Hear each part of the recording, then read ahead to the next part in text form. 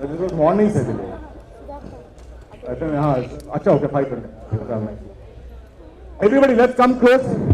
Let's come close. Let's come close. Let's see if we can hit 85 to begin with. Should I be ambitious or should I say 80 decibels to start and then?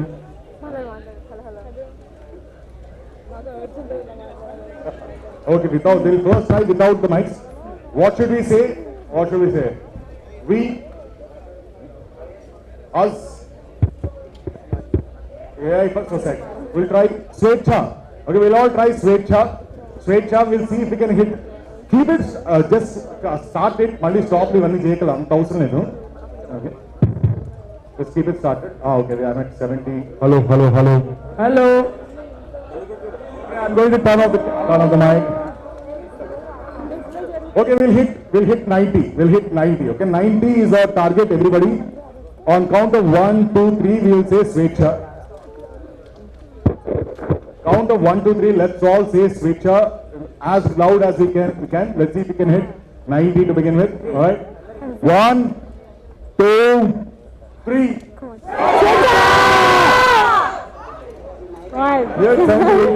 We're at 78. Come on. Where is stop akkale? No, it's showing match. Where is the ekkadunde adi laptop? Koncham దగ్గర తీసుకురండి. All right, we'll try once again. We'll hit at least 80 here. We'll hit 80 and we'll go. Okay? Sorry, you're going only after you hit 80. Volunteers, I need you on the stage. We need to hit 80 decibels. Okay? We're trying once again. 1, 2, 3.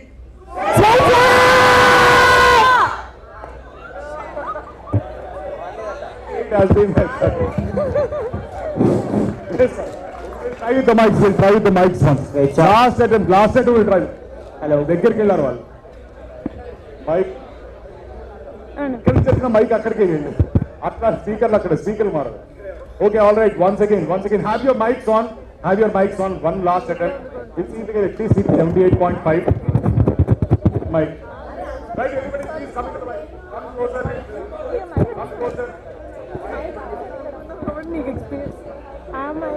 All right. Ready. Please start your mic.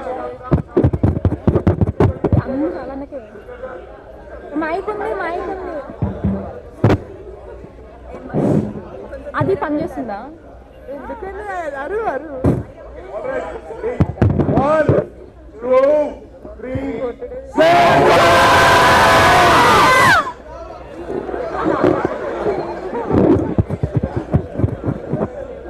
I'm sure Naveen has speak this. I'm sure it is because Naveen didn't want us to. But good.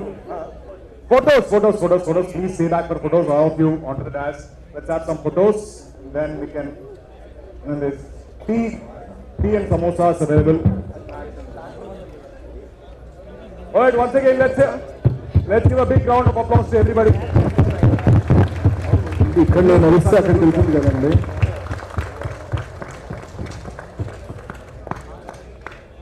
Some photos, please. Yeah.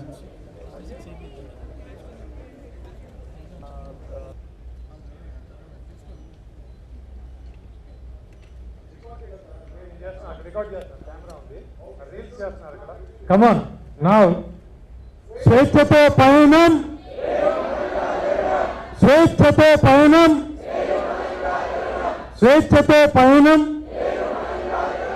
To stay informed about the startup ecosystem, subscribe to MyStartupTV.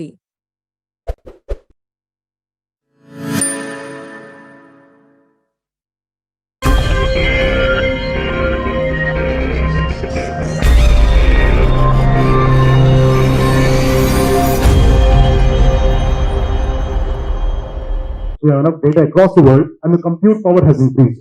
Not a breakthrough in terms of the compute power, but essentially raw increase in the fundamental computing power that's available and the data that's available. So, now we are able to crunch all of this data, put all of this together, and now those same algorithms with neural networks was what, perhaps 90s or something like that, when neural network algorithms were coming in.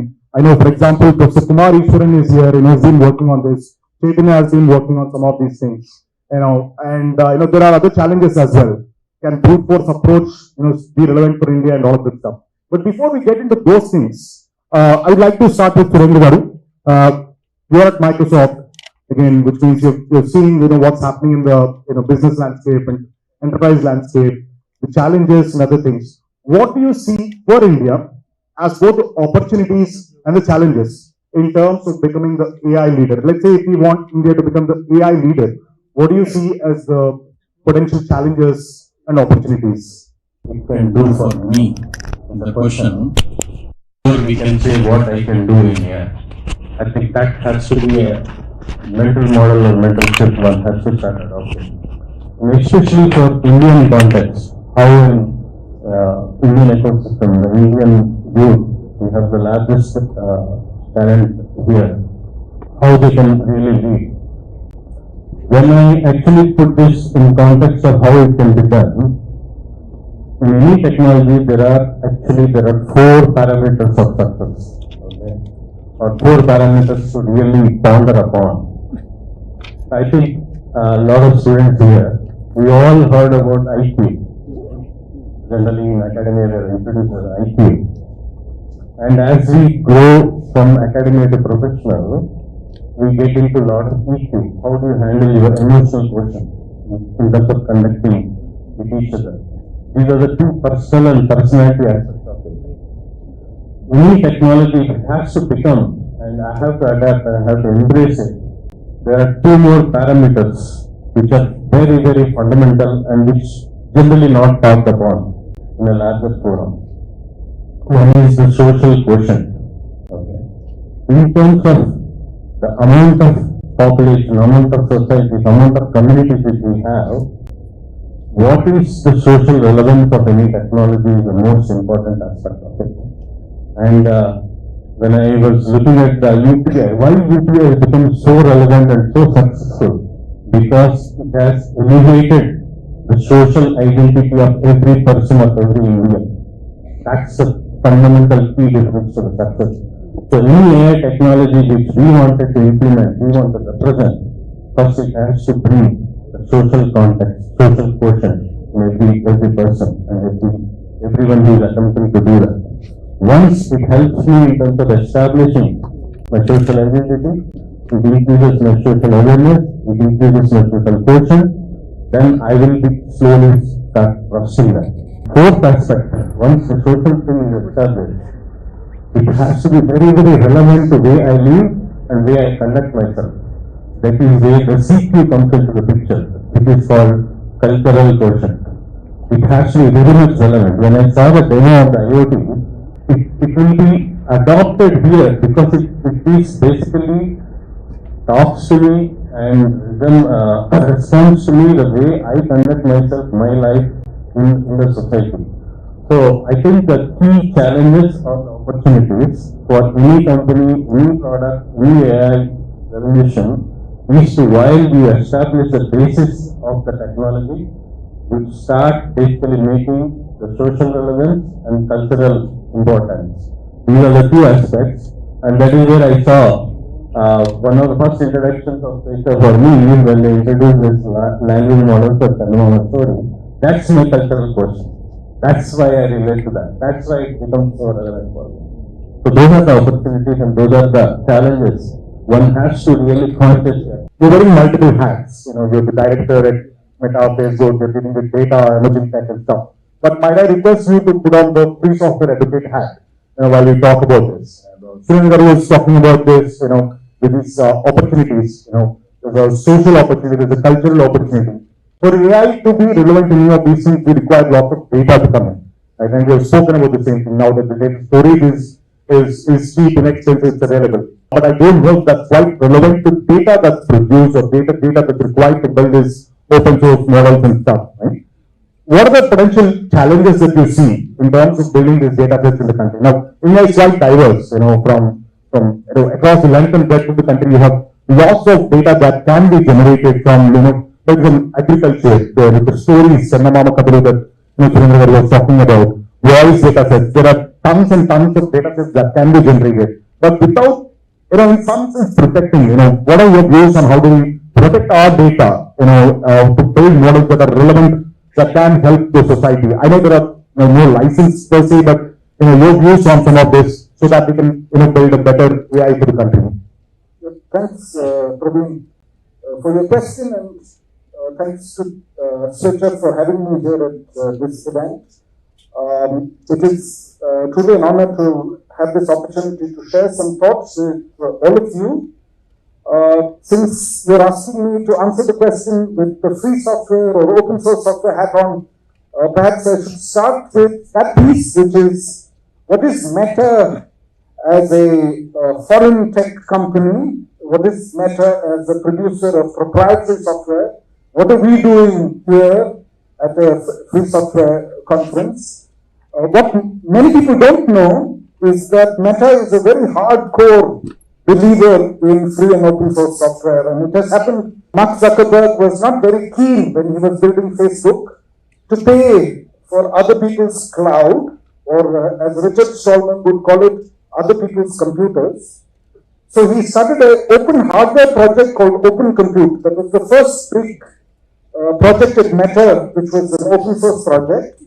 Today, and every year, we publish a State of Open Source report. So if you count the total number of projects at Meta, it is 1,200 open source projects that Meta has released. Separately, we are keeping a count on GitHub and on Hugging Face. We have released 650 open source or close to open source AI models, and we've also released 350 open data sets. So that is the extent of our open source portfolio today at Meta. And that's why we believe we are part of the same tent. Free software or open source software is a very powerful concept where you will see the same idea in the manifesto of the CPIM and the same idea in the manifesto of the BJP, and both of them will give separate ideological arguments for why open source is important for the country. So in the same movement, you will have large capitalist mega corporations, and with the same movement, you will have a small socialist cell as well. We're all part of the very same movement. So that's the first thing, that it is in a world where increasingly we feel divided, that you are different from me. Open source is still that very powerful big tent which brings us all together. But it is very connected to the question that Praveen is asking about privacy. So suppose you're using a proprietary software like WhatsApp, and as WhatsApp, a proprietary software company like Meta is saying, we are protecting your privacy and nobody can intercept your communication. The guarantee is being provided on the back of an open source project, which is Signal. And in the Meta white paper, we say very clearly, for the end-to-end encryption part, we have directly copied the Signal code, because it was available under a liberal license, where you could put it even in a proprietary product. Then, more recently, what Meta has done is we have moved to make Facebook Messenger also end-to-end encrypted. But when we did that, we did one more thing. We made some additional contributions to open source. We released a project called Code Verify. So what does Code Verify do? From your browser itself, you can verify that the code running on your computer is exactly the same code running on somebody else's computer. So that there is no targeted backdoor that Meta has put into your software to spy on you. So how to verify that there is no targeted backdoor? Only way to verify this is to use this project, one of the ways, and this project Meta has released as an open source project called Code Verify. So open source and privacy are very, very closely connected. If you don't have open source, then usually you cannot be 100% sure that you have privacy. So that is a very important piece. But what is the situation in India?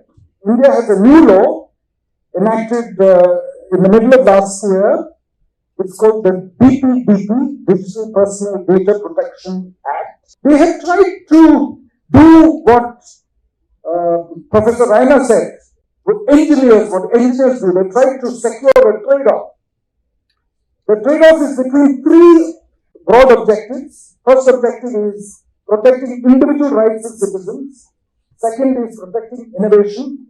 And the third is to protect the ability of the government to govern its citizens. So that was the three objectives that the policymakers had.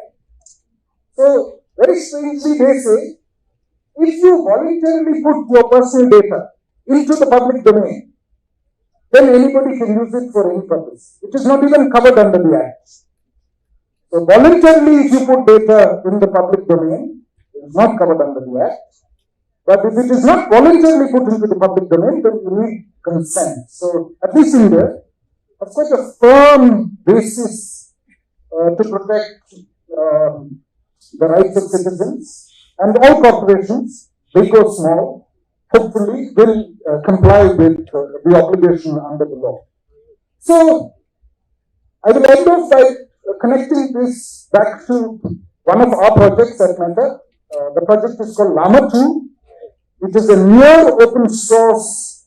There are some big distinctions from the standard open source licenses, which people will complain about, and they should complain about. But the advantage of using Llama, I'll first start with the advantage for us. When we released it, we had released the code in Python. It was not very fast. One developer called Andrei Karpathy, over a weekend, re-implemented the same code in C, became 4 times faster than us, and we ourselves took his C implementation back into our servers to use. Obviously, free software is good for the capitalists, that much is clear. But the more important thing is, once you made it so small and you could run it on small devices like a Raspberry Pi or a Pixel or even your laptop, then you can disconnect from the internet and you can ask Llama any question. And now there is a whole series of small models like this, which are offline models that completely protect your privacy. Nobody will ever know what question you had asked the model, because sometimes regulators in their enthusiasm will go too far. For example, the FTC in the US at one point thought that every single prompt used against OpenAI could be an attack. So they asked OpenAI to submit the database of all prompts to the FTC. And that would be a horrifying thing if you had asked some embarrassing question to OpenAI. So this is what is important, that there are multiple rights. These rights are often in conflict with each other. For example, we have a right to information. That right is in conflict with the right to privacy. And we have to be part of the policymaking process so that our lawmakers make laws which solve this double optimization or double maximization problem. And I think it's a great opportunity for startups as well, right? To be able to reply to this. I know this is a huge data problem. We'll get to that. How do you see this as an opportunity for startups? You don't need to build your own models right now. You can, but as Sunil was talking about, we have lots of open source models available right now. Data is a problem. We'll get to that. Can leverage this thing. How do you see how can this ecosystem be nurtured in that sense, and especially in Hyderabad, Telangana. Right? If you want to, let's say, become the AI capital, what are the potential pitfalls, challenges, opportunities that you see with models also being available, the open source models being available? How do you see this? The startups, I'm sure some of these people would want to take this opportunity and build something out of it as well. A lot of people know about T-Hub, but let me spend a couple of minutes more about T-Hub. T-Hub is the world's largest innovation hub. Not sure how many people know about it. Second thing is, I don't know if you've been to that place, you will find that there are a couple of other entities also in and around. One is T-Works, and there is another tower that is coming up behind called Image Towers. So, T-Hub itself has got about 450 plus startups, right, resident in the building. And T-Works, that is next door, is the India's largest prototyping center. Right? And then Image Towers that is coming up right behind is going to be one of the world's largest AR, VR, VFX game solutions setup. Right? just coming to your point, Praveen, about what are we doing here, making this place Hyderabad unique model. Now, leave that aside. Let me continue the story that the professor was talking about. So he spoke about the untold story of UPI. There is a bit more about the untold story about UPI. The UPI stack that was built had a significant contribution from startups, right? So the sourcing of a lot of applications happened from startups. There's also another application. I don't know how many people remember. I don't think we can forget, called COVID application. You guys remember COVID? Right. So nobody can forget COVID application. Very interesting thing about what we have done to the world. I've seen people traveling from the US coming to India carrying the COVID certificate. Did any one of us carry COVID certificates? No, right? I hope I heard that. No, right. So the point is, if you lose a certificate in the US, it takes about 2 to 3 weeks to get the certificate. And we never lost any of the certificates unless somebody had a problem. So this was another technology export that, along with startups, India did, to the world. In fact, the other point about Hyderabad and Telangana, again, because you brought up that point, Hyderabad is the pharma capital of India. Hyderabad is the pharma or rather vaccine capital of the world. So, if you look at sector by sector, there are so many sectors where there is one transformation is happening, and Hyderabad has been contributing both to India and to the world. In fact, in that process, we have attracted Microsoft and Meta, and I'm sure that's a long list, right? So, as of now, 25 to 30% of foreign companies that want to come to India are actually coming to Hyderabad. And this is something that I am not saying it is national support. I'm sure you can go and check it out. So where I'm coming from, the opportunities exist. You don't have to look outside, beyond, say, India. I'm not saying you have to drop your plans if you have any, but there are opportunities right here. There are support systems that are available. I know there was this question about, it is just one GitHub or, one of those entities, GitHub, etc.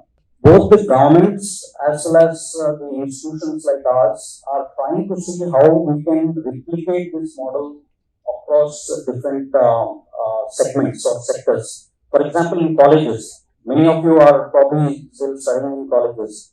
Some of the colleges have already taken that responsibility to build innovation hubs within your colleges. And some of them have approached us, some of you have already the talent required, infrastructure required. All that might be required is to really go on and build on those. Now, when it comes to technology challenges or issues, I think both my eminent panelists have actually talked about data. In fact, I was in Delhi last week attending a seminar or a symposium on healthcare. The biggest challenge in India, and this is a challenge for all of you youngsters who want to pick the problems to solve, right, is really to look at healthcare. So, again, there's lack of data. We were just chatting a little while earlier. There's lack of coherent data. Of course, data is available, but it is not available publicly. If a startup working in healthcare domain wants data about clinical data, or they want data about patients, you have to approach 100 different hospitals or clinics to get validated data. So that's a challenge. So one is, how do you build applications that addresses that? Just to let you know, the government of India and of course local government is actually building something called UHI. So on similar lines to UPI, Unified Healthcare Infrastructure, and that is going to be equally massive. It is being touted to be much bigger than UPI, where you unify, stratify data for patients. Patients are nothing but people like us, who go to the hospitals. So that is going to be an opportunity. I would request all the youngsters to watch out for, because if somebody is in Nagar Karnool or say Hyderabad, where do they rush if they have a critical issue? Everybody comes to Hyderabad. How do you make the tertiary care, or rather the primary care? Tertiary care is what we have offering here, which is like the Apollo hospitals, etc. The primary care facilities. How can technology, the same AI, which actually solved one of the problems that was demonstrated, can take up a challenge around healthcare? It's one opportunity that I really see that is in front of us. So the other point is that when we come to the entities like we have, we have people from 16 years to 62 years as the founders range. So age no bar. Really, it is about the idea. It is about the problem that you want to solve and the technology that you want to pick and adopt.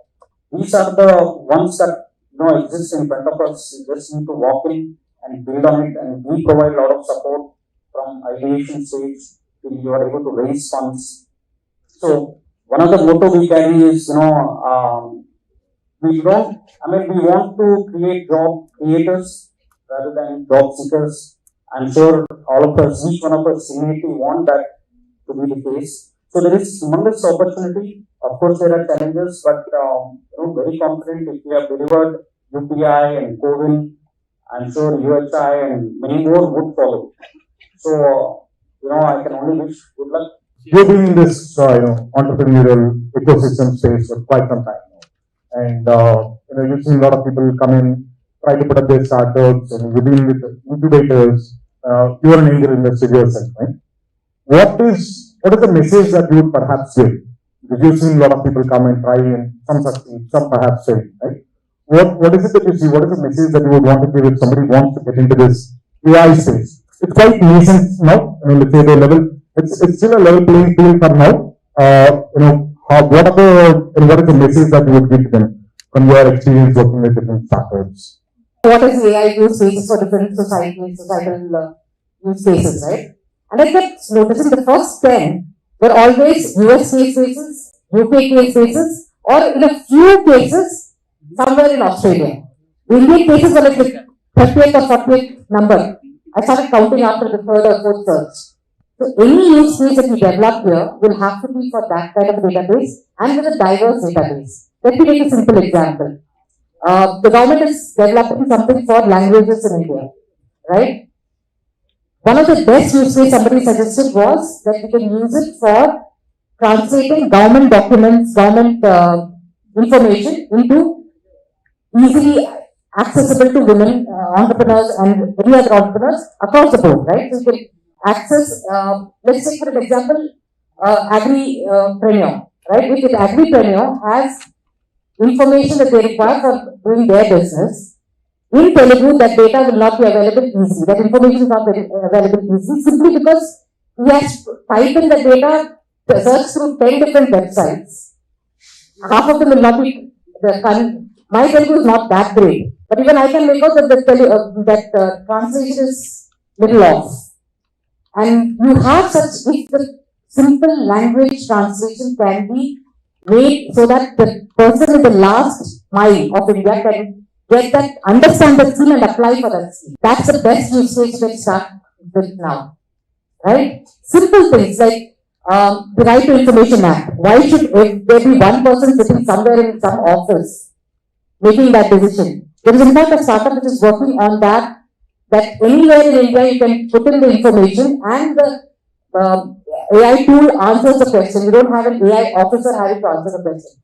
Believe me, most of the time the AI officer has got many other things to do and he's not interested in replying to that, the RTI officer. So let there be an AI tool that's building that. Simple things like this if you can build and execute it. The UPIs and UHIs will have the big technicians doing it, but let's have some startups build legal, agri, health, education. Taking out from what Sujit said, there is telemedicine that's being talked about, right? One of the reasons it's not working is because there enough data around women health. And most of the times the women health is the last priority in the family. The data sets around that is not available. One of the entrepreneurs that I'm talking to, working with, is trying to develop data for women around menstrual health, right? And that, she's developing data. She's not talking about building an AI on top of it. Right now, she's just developing the data. Can we, with different, to disappoint, but many, not all women are the same. We have different health problems and different issues, and different genetic compositions lead to different issues. So, if a person is suffering from a certain type of disease in Telangana, the same disease will not occur in Nagaland. Can we therefore have the data for each case? And that's something that a startup is working on. Can you build the data sets? Indian data sets will be very different from foreign data sets. And please, if we can have startups which are giving data, there's money to be made there too. Because Meta and Google are not really sharing data with us. I hope nobody minds. We are going to create these data sets. In fact, this data set is going to become open source. Right? We are just working on a licensing model to create and release this. And I was talking about, some sort of attribution should go back to people who have contributed to this. Right? And this was not built by one company. This was not built by a few engineers. This was built by tens of thousands of people coming in together to contribute data sets. In fact, in the next few months, this is the focus of Swecha. We are going to be releasing a lot of data sets from agriculture to healthcare to all of this stuff. But I'll come back to this because there's a lot more questions about data. For example, all of you are mentioning this. If I'm a hospital, why should I share my data? What am I getting out of it? But we'll come back to this. We'll come back to this in a bit. But I'll go to Raj. Raj, as a CTO of one of these very few firms, it is that I know of, which are really working on AI ML projects, product services. Can you give us an example, or have you seen projects where AI is being used to solve societal problems, where AI, not just SORAs and the ChatGPTs, but something that can directly solve a social problem? Have you experienced anything like that? Any projects like that would you like to share with us now? One thing I want to say is, social problems are everywhere. So we have one customer in the US. What they do is they work in providing jobs for the low healthcare jobs. So these jobs are mostly from Mexicans or the blacks or low poor, right? They basically take up the jobs, cleaners, janitors, things like that. Right? So what they said is, this company does a job screening for all the employees for healthcare companies to hire such workers. The problem here is when you plan these interviews, the guy is so poor, he doesn't know how to come to your office, he doesn't have commute, he cannot come at the right time. And when he comes, the interviewer will not be there. So it's a big challenge to make sure that the interviewer and interviewer are both present when the interview has to take place. It's a real societal problem, right, in Philadelphia and other regions. So what we said is, we can give an opportunity where they can do the interview at home, right? They'll go to a web, there'll be questions and they'll answer. These answers are not like ABCD, right? They are like interpreting how somebody thinks through. So somebody says, like, what will you do if you find a difficult patient? So there are different ways, right? I'll talk to them, or I'll ask my manager, I'll talk to my peers. There are so many ways you can judge on how a person reacts to a problem. So what we have done for this particular stuff is, we have from the interviewer the list of 10, 15 points that somebody can say when this kind of question is asked. What we simply did is, we created a recording. The user simply records his response for that. We simply do semantic matching, thanks to the tools we have, and we tell which of them really match, and we get information back to the interviewer. So the interview process is done quickly. So what I believe is, wherever technology can help the poor to make a difference, it will really help. One final thing I really want to say is, when I see all these LLM, the way I see them is, there are different small tools. Some tools can convert voice to text. Some tool can translate text to another language. Some tool knows how to get information from documents. Some other knows how to get data from SQL. The beautiful part is unlike, see, everybody uses chatbot now. Chatbot was at 10 years back also. I had a lot of challenges with chatbot because never will understand the intent of the person.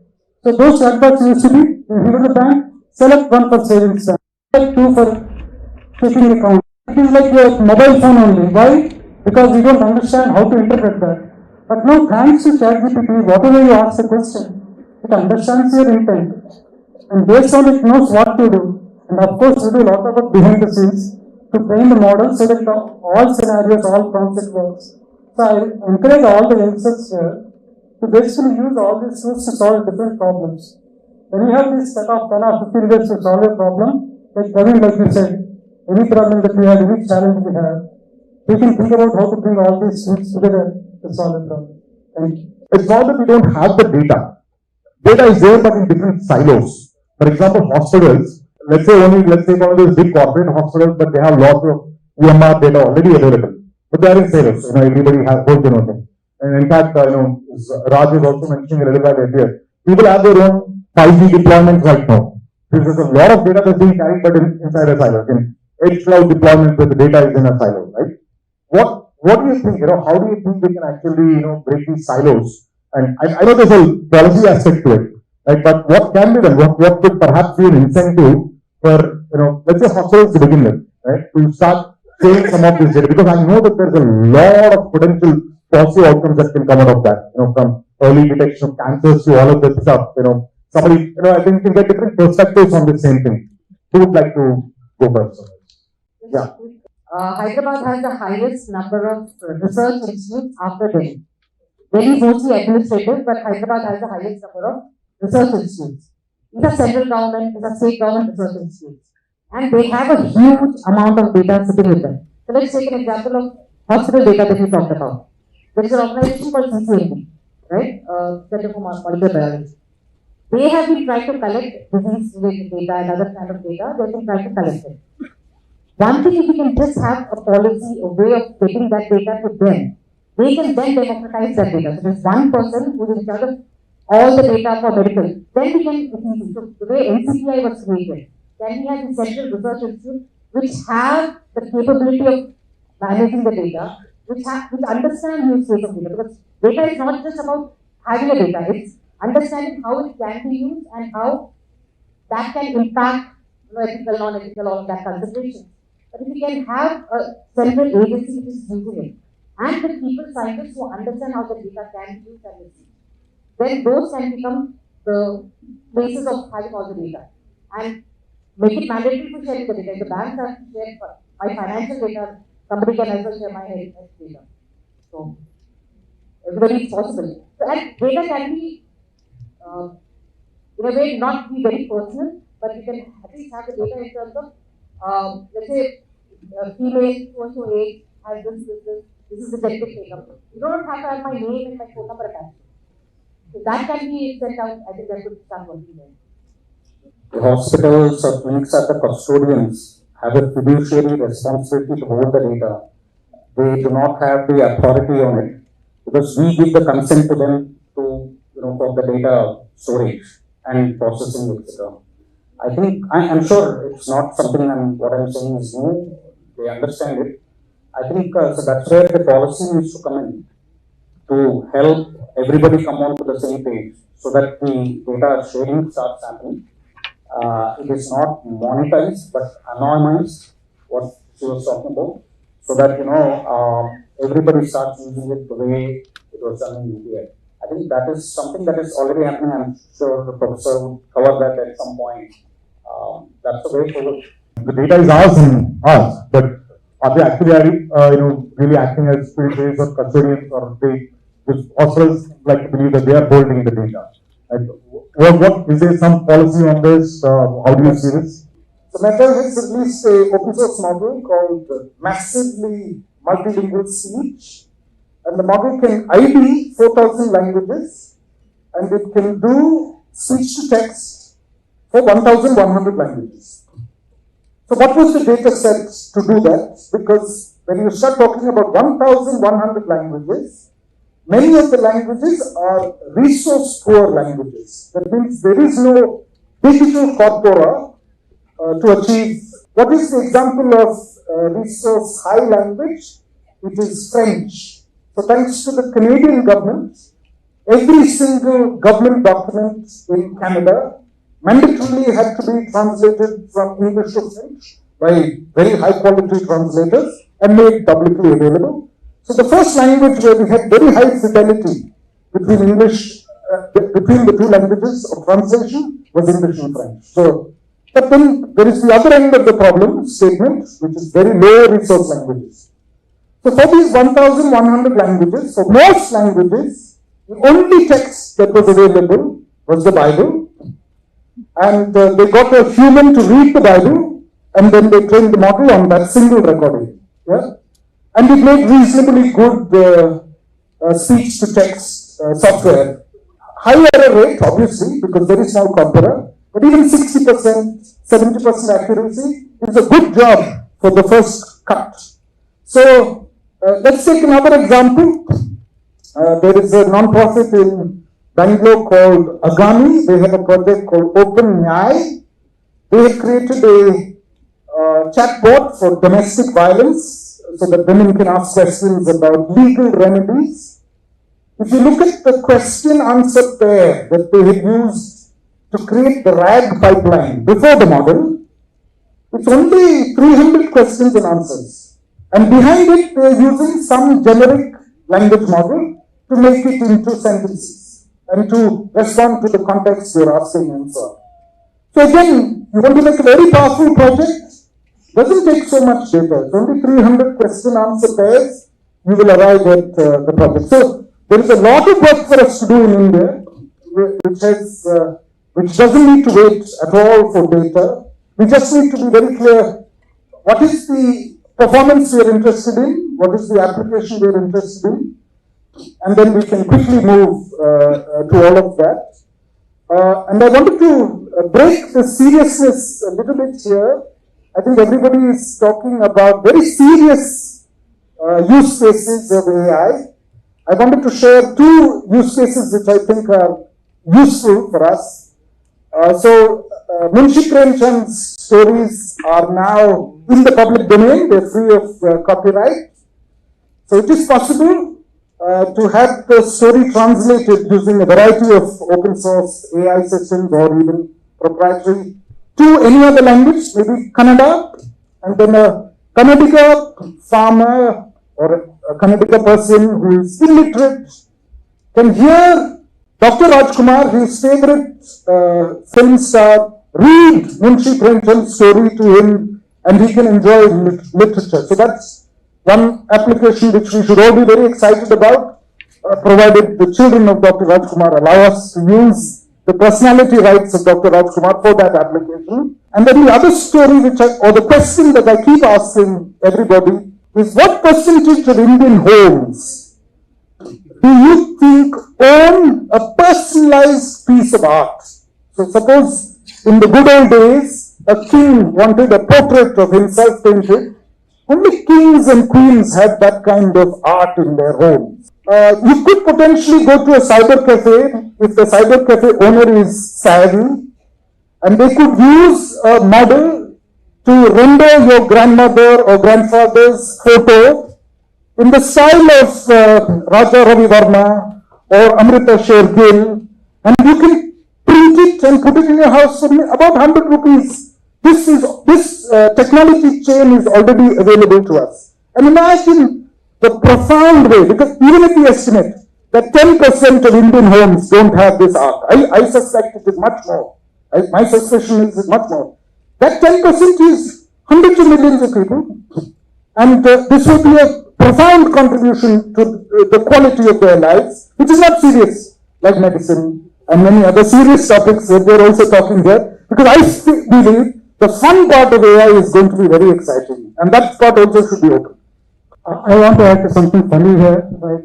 My mother is almost 88 years old, so she can go and buy sarees, but she buys for all the others and all sarees and all everywhere.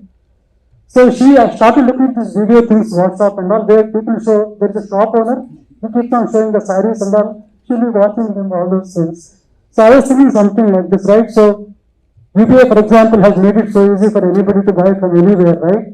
So now so many people have been able to start from the house selling sarees, selling things and all.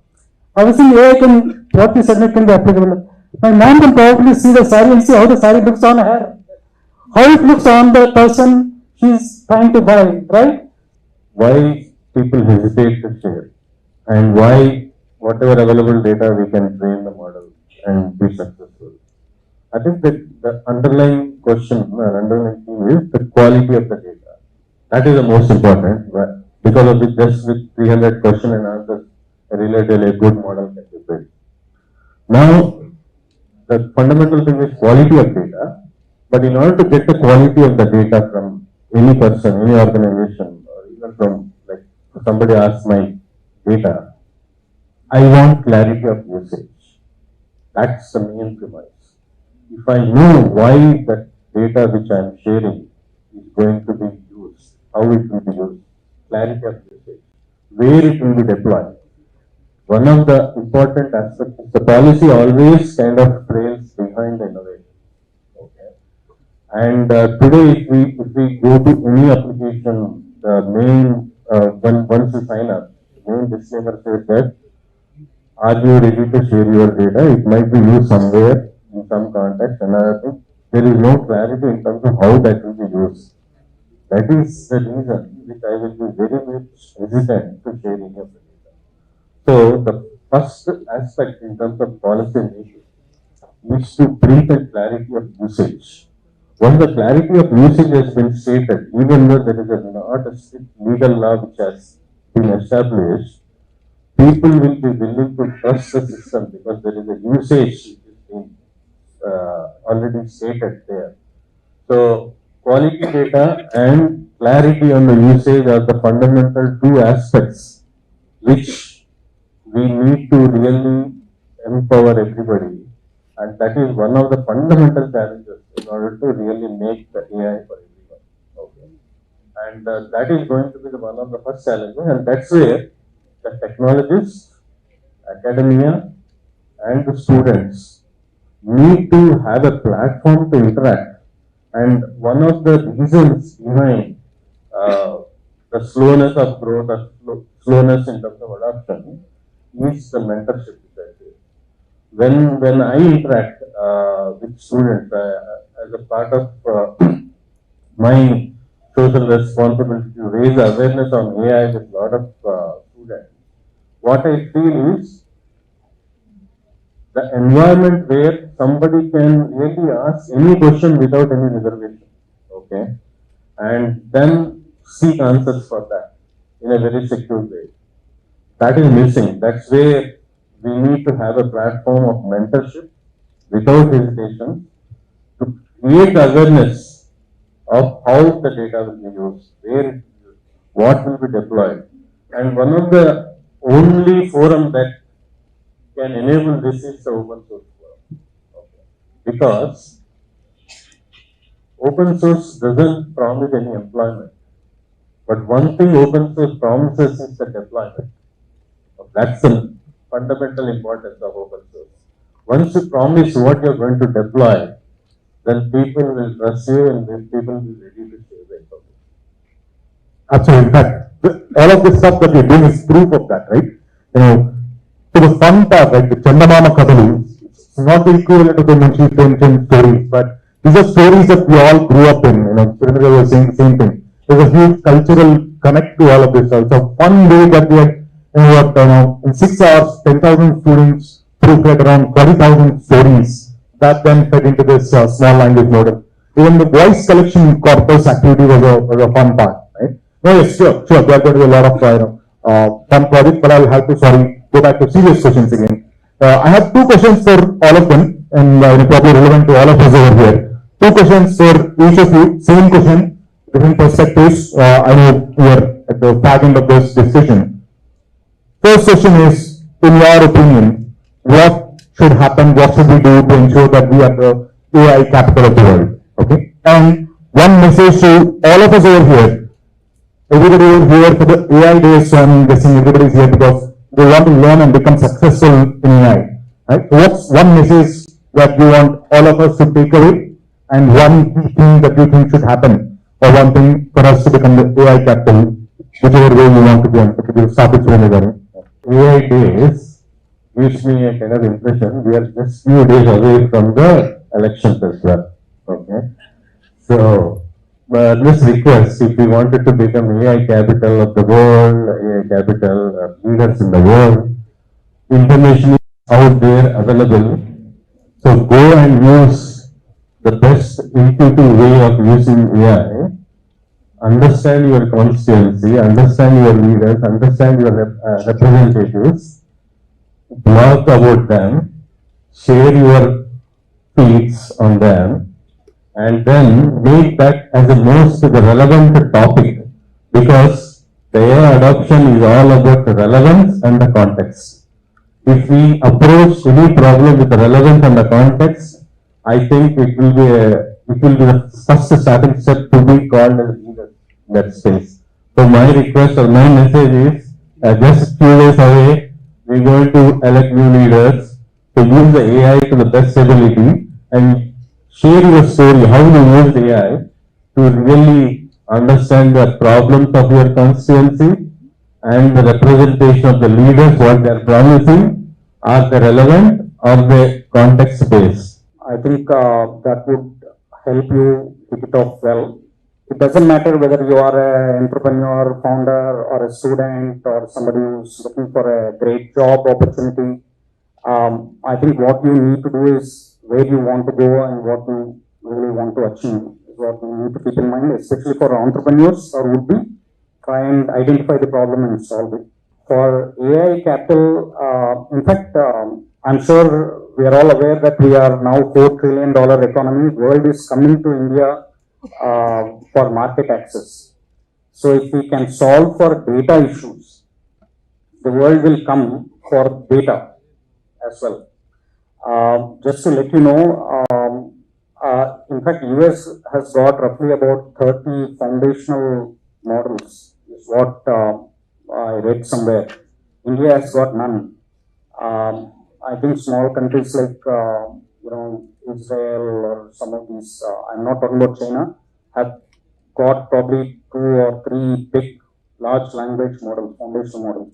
So there's a huge opportunity for us to build on, and of course we have got 2 great organizations that are offering open source capabilities as well. So these are the areas to look into for to respond to those.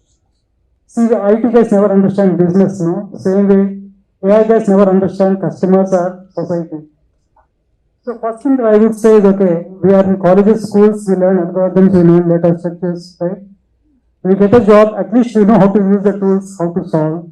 So at least in the initial days, we learn how problems are being solved, right? How to change the hairstyle of a person, how to change the dress of a person, how to write a nice article, right? My daughter does all her BB assignments using ChatGPT, right? So I'm worried about that also. So my thought process is, we need to go into business or go into society to understand what the challenges are. I think it is rightly said in the morning call by professor. So we need to understand where technology can make a difference, right? There are many technologies that have to come through. I see GenAI is just one of them. I was just talking to Praveen earlier. Even big enterprises, like when we want to work with ports or airlines, they also have these big challenges. They don't have the reliable network bandwidth to use technology in ports like sensors and cameras and all. They can't. So what is happening now with new technologies like private 5G, where they are issued a bandwidth. So what I'm saying is, when technologies, players, everybody has to come and create an environment where a business problem can be solved. My earnest request to all the people is,